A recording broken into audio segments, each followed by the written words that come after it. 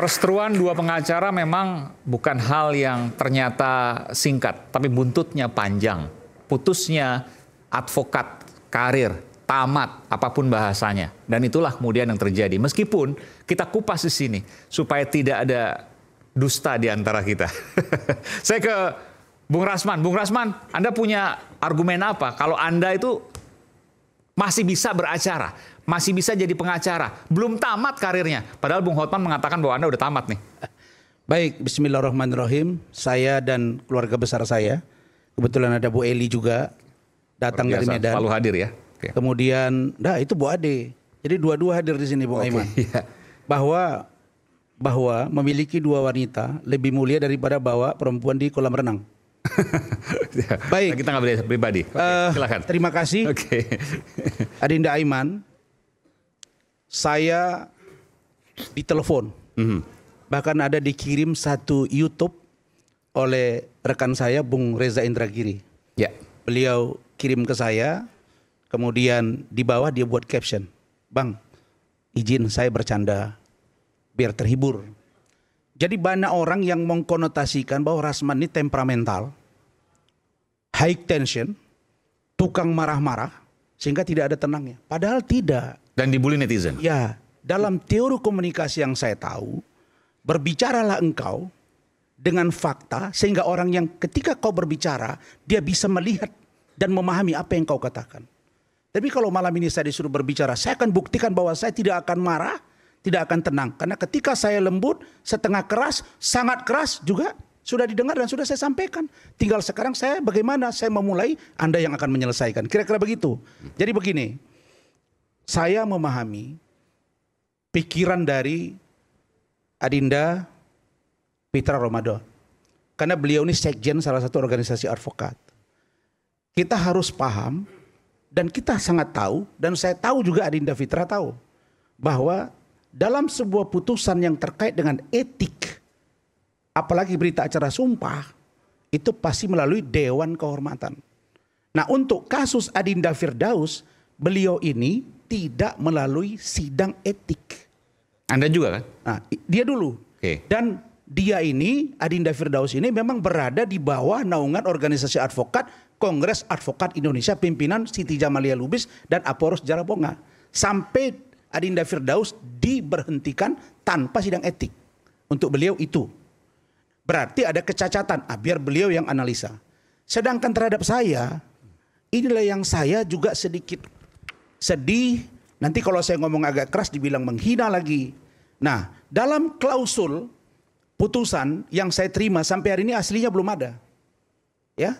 Penetapan Ketua Pengadilan Tinggi Ambon nomor 44 KPT W27/U tahun 2025 tentang pembekuan berita acara pengambilan sumpah advokat nomor urut 118 atas nama Razman Arif SH tanggal 2 November 2015 demi keadilan berdasarkan Tuhan Yang Maha Esa. Pada poin C, bahwa berdasarkan surat keputusan, ini menimbang ya, klausul menimbang, bahwa berdasarkan surat keputusan Dewan Pimpinan Pusat Kongres Advokat Indonesia nomor 081 SK 7 2022 tanggal 15 Juli 2022 tentang pemecatan Saudara Razman Arif Nasution SH dari kepengurusan dan keanggotaan Kongres Advokat Indonesia telah terbukti melanggar kode etik advokat Indonesia dan jatuhi sanksi pemberhentian tetap sebagai advokat. Pada poin ini, Prof, pertama, ini dipecat, satu, tidak pernah dilakukan sidang etik. Jadi dan kalau ada putusan berita acara sidang etik, tunjukkan ke saya. Oke, sebentar. Itu disebutkan pemberhentian tetap sebagai advokat. Kata DPP KAI 2022. Oke. Tanggal berapa? 15 Juli 2022. Oke. Nah, pertanyaannya, saya tidak diperiksa secara etik, tapi diberhentikan. Nah, lalu kemudian kejadiannya 2022, kejadian pemecatan ini, bukan ada nggak terkait dengan kasus 2022, yang sidang. tapi perbuatan yang diduga contempt of court 6 Februari 2025. 3 tahun belakangan kok dirujuk. Yang di belakangnya emang Tuhan tahu dia akan terjadi 3 tahun mendatang. Saya nggak lagi, kita udah cerai KAI. Kami udah talak 3. Kami udah pisah. Kau ceraikan aku terima talakmu. Selesai. Oke. Bagaimana Prof? Bisa ini retroaktif Prof? Diputus 2022, dibuat oleh PT, dipecat 2025. Urusannya contempt of court. Saya beracara menggunakan kartu Peradi Bersatu yang ditandatangani Pak Zeprin dengan Pak Ade Darmawan. Kenapa lari ke belakang? Kalau dendam saja. Itu satu poin. Poin yang kedua, dikatakan saya dipecat 15 Juli 2022. Saya punya bukti. Kalau saya itu kan bicarakan by data. Saya punya bukti tanggal 13 Juli 2022 nomor 293 RAN 2022 perihal pengunduran diri. Saya mengundurkan diri 13 Juli 2022. Jadi saya sebelum dipecat saya sudah mundur. Kenapa saya mundur? Karena saya sudah minta agar dilakukan pemeriksaan terhadap beberapa orang yang saya anggap pada waktu itu tidak fair. Termasuk diantaranya Sekjen waktu itu Aporos Jarabonga. Ada suratnya ini. Bawa ke lab, periksa. Nah yang aneh, surat pemecatan tidak saya terima sampai hari ini tidak ada. Mana tanda terimanya, mana aslinya. Baru beredar semalam, dikirim sama Adinda Firdaus. Baru keluar pemecatannya kemarin di medsos.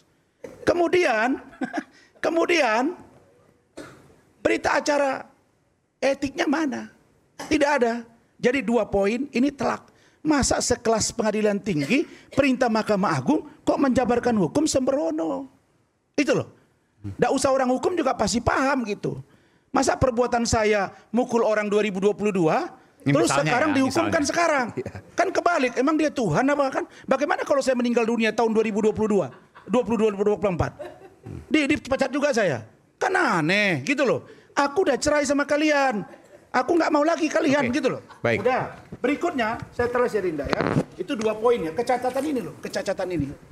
Baru kemudian disebut di sini bahwa telah terjadi kegaduhan yang dilakukan oleh Saudara Rasman Arif SH di Pengadilan Negeri Jakarta Utara pada persidangan hari Kamis 6 Februari 2005 dalam perkara 01057 Jakarta Utara yang berimplikasi pada citra, marwah dan wibawa pengadilan. Sekarang saya tanya, saya di situ, Pak Prof, bukan sebagai lawyer. Saya terdakwa. Masa kuda yang mendaki, kita yang sesak napas. Saya terdakwa. Yang beracara 33 orang penerima kuasa, ada 10 orang. Saya terdakwa. Kenapa dibawa saya melanggar kode etik atau contempt of court? Kenapa saya harus dibekukan berita acara sumpah? Gak ada hubungannya kan? Saya terdakwa ya terdakwa. Kalau saya di situ sebagai lawyer, saya pakai toga. Kenapa saya bilang saya mau pakai toga? Ini saya kritik lagi Mahkamah Agung.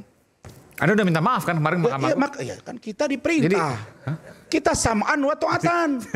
Perintah nanti biar jelaskan ketum. Iya, Oke. Anda minta maaf ke Mahkamah Agung, Anda menyampaikan apa dan kenapa sebelum Anda menjelaskan? Ya, saya pertama jujur sidang etik itu luar biasa.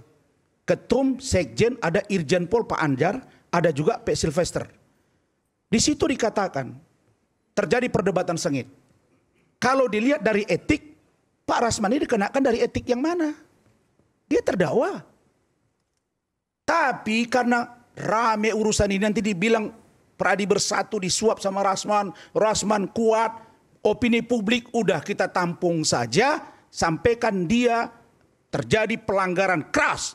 Saya bilang, Ketum, Sekjen, Dewan Etik pakai toga loh menidang saya. Itu baru keren. Masa kita nggak pernah nikah terus dicerai? Kan aneh juga kayak DPP KAI. Jadi mereka ini sidangnya Pak Ketum ya. Pakai toga, ada hakim, ada pembela, ada penuntut. Diputus. Oke, saya patuhi, saya preskon terbuka minta maaf, saya datang. Walaupun saya tahu bahwa Mahkamah Agung juga manusia dan perlu dikoreksi. Itu poinnya. Jadi saya patuh. Nah, menurut beberapa profesor yang saya tanya, kalau ini urusannya dengan penghinaan, begitu minta maaf, marilah kita saling memaafkan. Kita ini kan sekarang begini, Bung Aiman. Saya ini bukan teroris sehingga menjadi musuh negara. Saya bukan gembong narkoba sehingga menjadi musuh negara. Saya bukan koruptor sehingga menjadi musuh negara. Saya bukan pembunuh sampai mutilasi. Ini urusan sawah sepeta yang digarap tetangga. Kemudian yang tadinya bilang, sawah saya digarap sama tetangga, dia ngadu ke saya. Datang yang bilang nggak pernah saya garap, belakang dia kami garap-garapan. Loh, aku dibawa dalam persoalan garap-menggarap. Sawahmu yang digarap, kenapa saya yang dibawa? Udah digarap sawah dia, saya komplain, tiba-tiba tetangga sebelah digarap lagi, itulah Firdaus. Kena dia. Mungkin yang pemilik sawahnya Anda hina, saya curiga, nggak berkenan, kan begitu? Saya curiga dengan Adinda Aiman, garap sawah ini sering digarap orang lain. Jadi dia lupa siapa yang menggarap, dan saya dibilang mau peserta menggarap. Baru yang terakhir. Pemilik sawah siapa namanya? Itulah dia yang saya duga berinisial IQ. Ika. Oke. Ya, jadi ini urusan garap menggarap dua orang, saya dibawa-bawa sampai urusan saya pemecatan. Yang terakhir, ini kalau kita mau jujur ya, kita mau jujur. Urusan berita acara sumpah, saya tadi diskusi dengan Prof.